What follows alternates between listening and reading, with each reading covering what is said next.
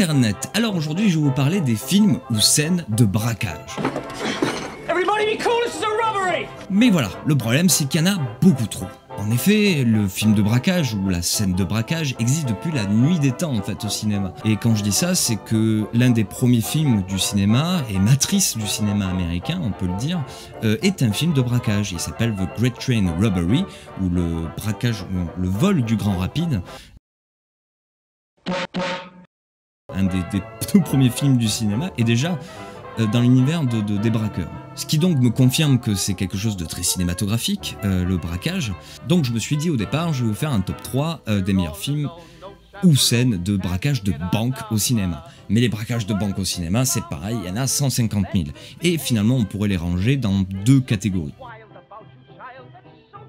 Ceux qui sont dans la veine extrêmement réaliste, type petit guide du braqueur modèle, où à l'intérieur il y a quand même des conflits avec les personnages qui amènent souvent à une tragédie, c'est un qui meurt, ou alors une trahison, quelque chose comme ça, et dont le réalisateur, que dis-je, le maître en la matière est Michael Mann, qui en simplement 2 films, tout d'abord The Thief, qu'ils ont appelé en français Le Solitaire, qui parlait d'un voleur, plus qu'un braquage de banque, qui parle d'un vol de bijoux, si je me souviens bien, mais surtout avec Hit dans les années 90, 95, 94, vers là.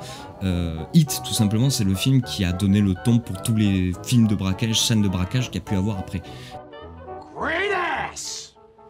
Et la deuxième catégorie est celui des films de braquage où c'est un ballet opératique, où tout est extrêmement huilé, donc c'est beaucoup plus fun pour le spectateur, puisqu'il y a une espèce de suspense sur le truc, comme pour un tour de magie, c'est-à-dire comment les personnages ont réussi à duper les autorités ou le propriétaire du bien qu'ils ont volé.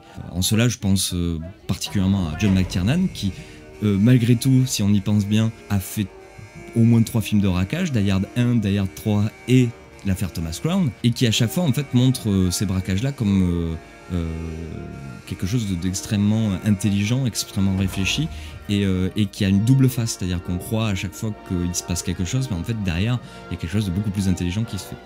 Joyeux Noël, camarade. Et donc j'ai essayé de réduire encore un petit peu le corpus en me concentrant sur les points de vue un peu plus originaux. Dans les points de vue un peu plus originaux, nous avons par exemple les braqueurs un peu losers, qui est un genre qui est beaucoup plus à la mode aujourd'hui. Je pense particulièrement à Comanchera, Hell or High Water, et l'un des plus grands films, qui est vraiment un chef-d'œuvre, je vous invite à le regarder si vous ne l'avez pas vu, c'est Un après-midi de chien, Dog Day Afternoon de Sidney Lumet.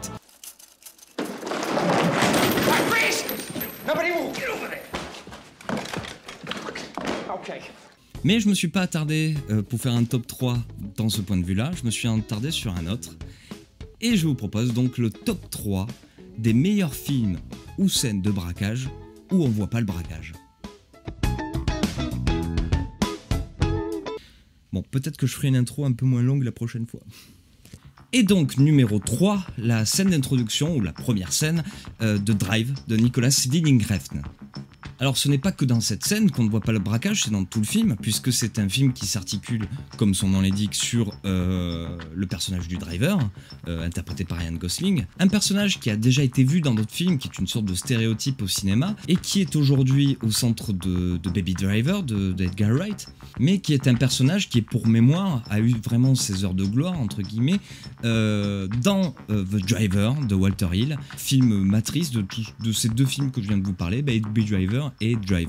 Et donc dès le début de ce film, nous sommes dans cet univers-là, c'est-à-dire que c'est une très bonne scène d'introduction pour donner les canons esthétiques que vont être le film tout le long, l'ambiance un peu qu'il peut y avoir, avec déjà la musique de Cliff Martinez en fond, qui fait aussi un peu consciemment ou inconsciemment référence à la musique, plus particulièrement le morceau de Brian Eno dans la scène de braquage de Hit, dont je vous ai parlé en introduction.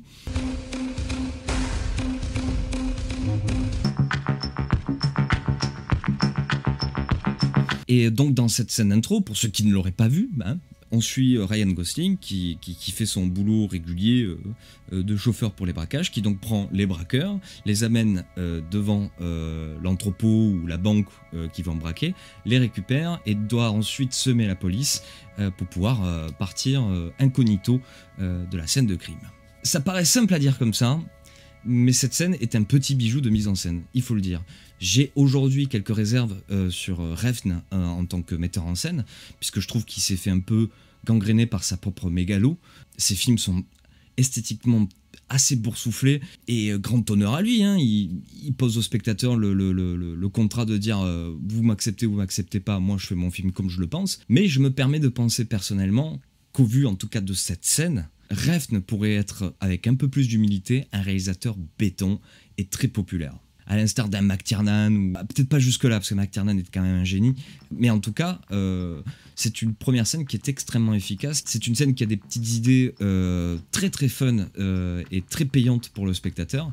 Je pense notamment au fait que tout le long, le personnage de Ryan Gosling écoute à la radio un match de football américain, ce qui étonne à la fois les braqueurs, mais aussi le spectateur, où on se dit, attends, c'est quand même super chaud comme situation, et toi t'écoutes un match de football américain.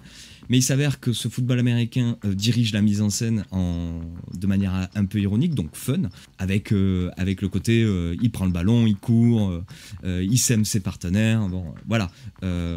Et donc ce petit truc arrive au final de la scène à expliquer pourquoi il écoutait ça. C'est que tout simplement pour passer incognito après ça, il va se plonger dans la foule qui sort du stade. Donc c'est très millimétré au niveau de l'exécution. Et donc tout passe, sinon pour le reste, par l'image. L'iconisation du personnage, la peur des braqueurs derrière, qui est similaire à celle du spectateur dans la salle, à petite échelle bien évidemment, mais qui se demande bien mais qu'est-ce qu'il fout quoi, où il nous emmène, mais qui est une scène aussi qui donne envie de continuer le film directement, comme une bonne scène d'introduction de James Bond, où on a envie d'apprendre ce qu'est ce personnage et ce qu'il va faire de son talent de driver.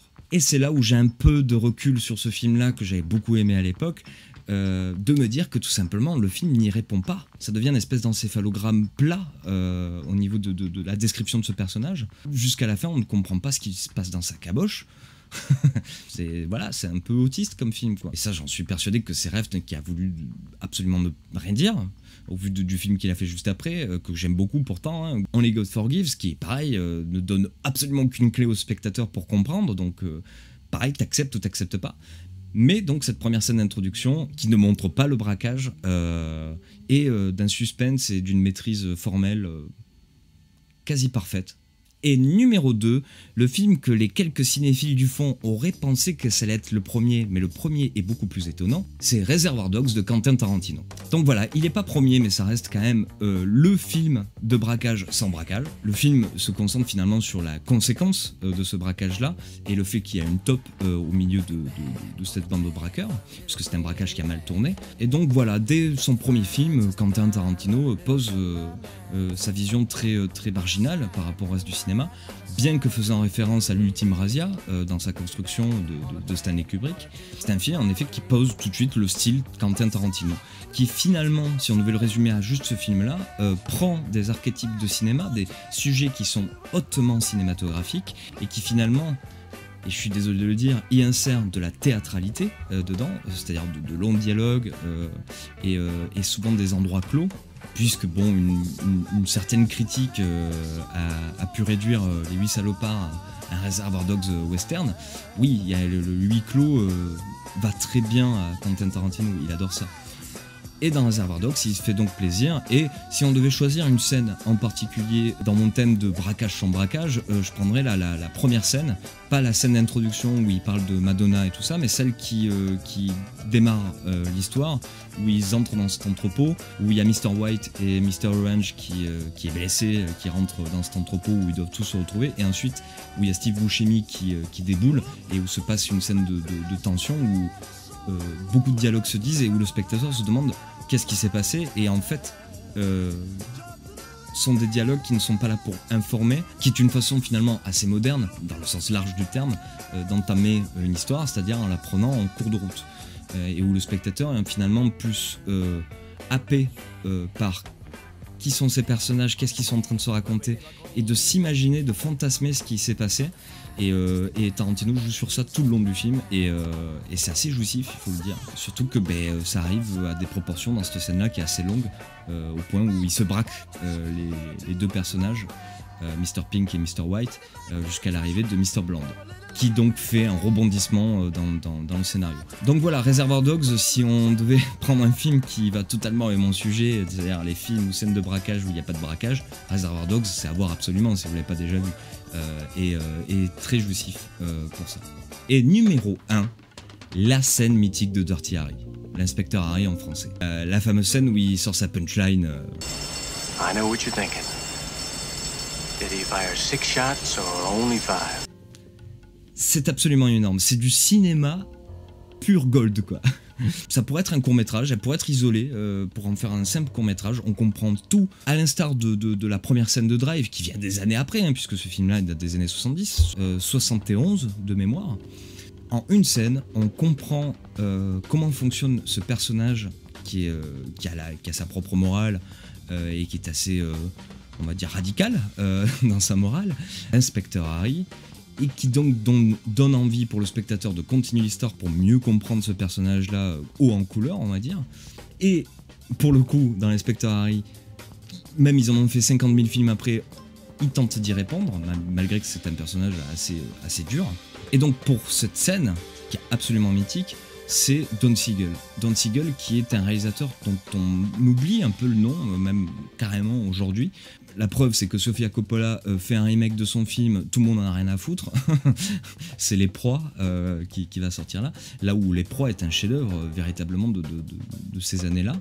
Ce qui lui manque en fait, ce qui lui fait pas traverser les âges à ce cinéaste-là, c'est qu'il a toujours filmé des choses qui sont très ancrées à son époque, mais en termes de mise en scène, c'est intemporel. Et cette scène de Dirty Harry, elle provoquera toujours la même réaction chez le spectateur, même si vous l'avez vu 1000 fois. On se dit juste, c'est qui ce mec badass quoi, avec son gros pistolet.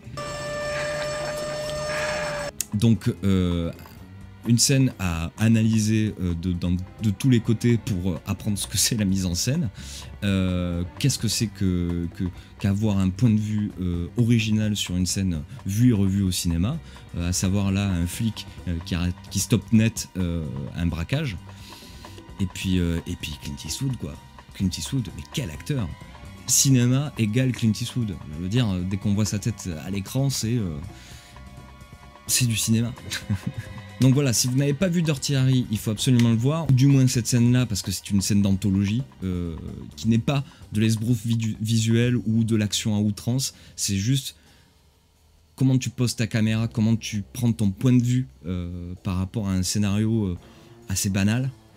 Et puis après, si ça vous donne envie de regarder tout le film, tout le film est comme ça. C'est un chef-d'œuvre de cinéma populaire et c'est tout ce qu'on aime.